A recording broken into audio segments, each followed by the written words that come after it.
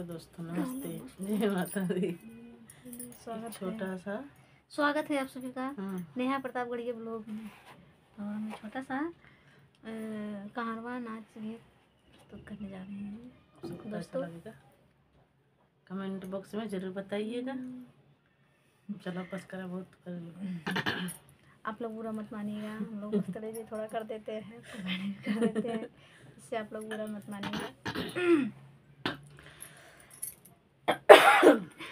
इसी की टिकट कटाना बल में छठी पूजा पे आना। इसी की टिकट कटाना बल में छठी पूजा पे आना। सास जी को लाना, ससुर जी को लाना, सास जी को लाना, ससुर जी को लाना। उन्हों से बेदी बनवाना बलम छठी पूजा में आना।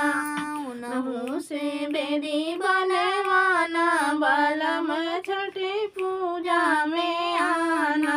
ऐसी की टिकट कटाना बलम छठी पूजा में आना। ऐसी की टिकट कटाना बलम छठी पूजा पे आना। जेठ जी को लाना, जेठानी जी को लाना, जेठ जी को लाना, जेठानी जी को लाना। उन्हों से दौरा सजवाना बलम छठी पूजा पे आना। उन्हों से दौरा सजवाना बलम पूजा पे आना। ऐसी की टिकट कटाना बलम छठी पूजा पे आना।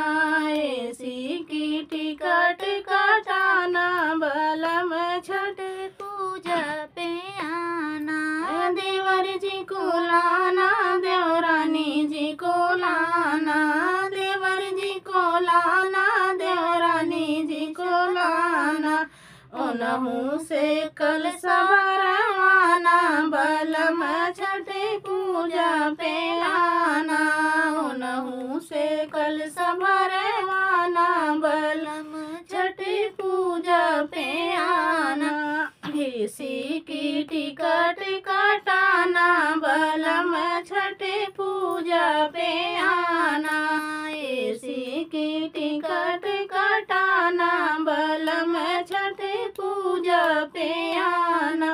ननद जी को लाना, नंदोई जी को लाना, ननद जी को लाना, नंदोई जी को लाना। उन्हों से अर्घ देवाना बलम छठी पूजा पे आना। उन्हों से अर्घ देवाना बलम छठी पूजा पे आना। ऐसी की टिकट कटाना बलम छठी पूजा पे आना।